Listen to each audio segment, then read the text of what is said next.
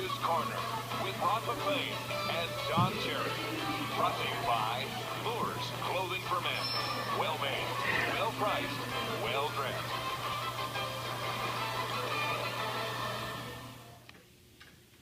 Today on the Coach's Corner, we have Shakespeare's Macbeth.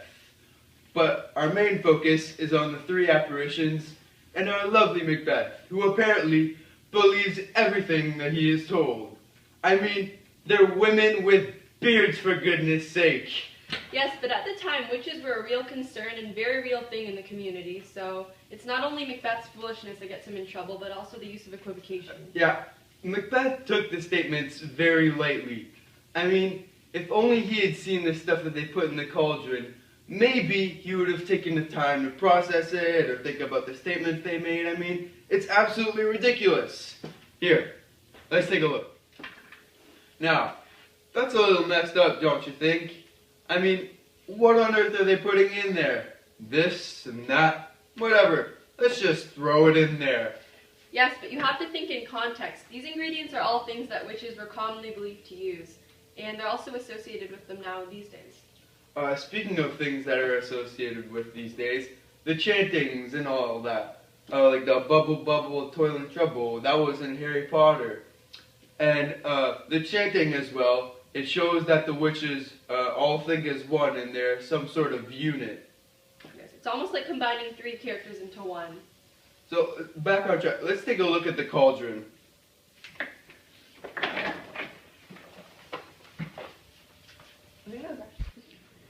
So if we take a closer look at the cauldron, we can see some of the ingredients that are in there, like tooth of wolf and scale of dragon. Yes, we also have the eye of newt, and we have the root of hemlock digged in the dark. I'm not going to pull that out because I don't want to get my suit wet. We can really see how all of this represents society's point of view on witches because they are associated with things that are Halloween related. Well, clearly the witches are up to no good. Ever since they told Macbeth about the prophecies and him becoming king and whatnot, he's gone absolutely bonkers. I mean, his character is completely falling apart. He's going from killing the king to killing Banquo and seeing things like ghosts and floating daggers. Okay, Don, we also wanted to talk about the apparitions. Yeah, the three apparitions, that's right, I'm sorry. I got carried away talking about the witches, which, by the way, I can't believe Macbeth trusts them. But, anyways, the three apparitions. They tell Macbeth all this weird stuff like moving forests and whatnot. I mean, while we're on the topic, I'm kind of a moving forest myself. I don't know if you can tell. Okay, so also the other apparitions tell him to fear Macduff and that no man born of woman shall harm Macbeth. Anyone with any logic would see that there's another way around this, right? Yeah, let's take a closer look at the apparitions. So, after seeing that scene, we can see that Macbeth is clearly not thinking straight. He's taking the information from the apparitions very lightly, and he almost has no doubt about what they have to say.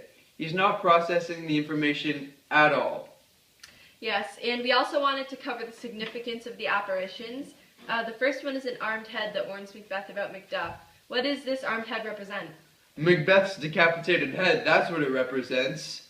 And it's a little ironic because the apparition tells Macbeth to fear Macduff.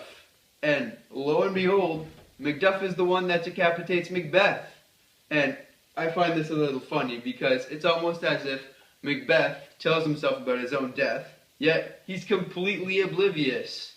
Yes. What is the reaction of Macbeth to this warning? Macbeth is, he's very passive and he's very arrogant. He's thinking, oh, I already knew that Macduff was a threat and that he was very suspicious of him killing the king and whatnot.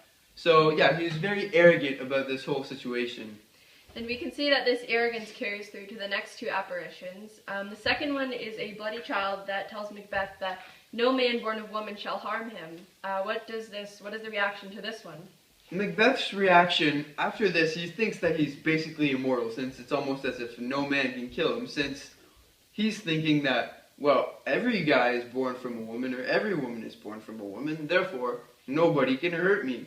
And he's thinking, why should I fear Macduff if he is born from a woman? But little does he know Macduff was born from a C-section. So that's another example of use of equivocation from the witches. Yes, and the third apparition is a child who has a crown, who is holding a tree, who tells Macbeth that no man shall harm him until Birnam Wood move to Dunsinane Hill, which seems impossible, but what does Macbeth think about this? After this, Macbeth basically thinks that he is safe and that he will always have his crown and whatnot, and he thinks he's completely safe. But when Malcolm and the English army decide to attack Macbeth's castle, they cut down boughs from the forest of Birnam Wood, and they hold it up above their head to hide their numbers. And when they approach the castle, Macbeth is thinking, wow, there's a forest moving to my castle.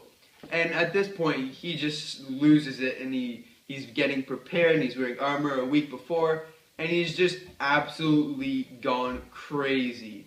Yes, this is when his character really hits rock bottom, and he has no reaction to the death of his wife and all that. Is there something you wanted to say to finish off? I just want to say that kids, don't listen to bearded women and things that pop out of cauldrons. I mean, it's just not right. It's ridiculous. It's crazy. Very good morning. Don Cherry, Ron McLean on Hockey Night in Canada's CBC.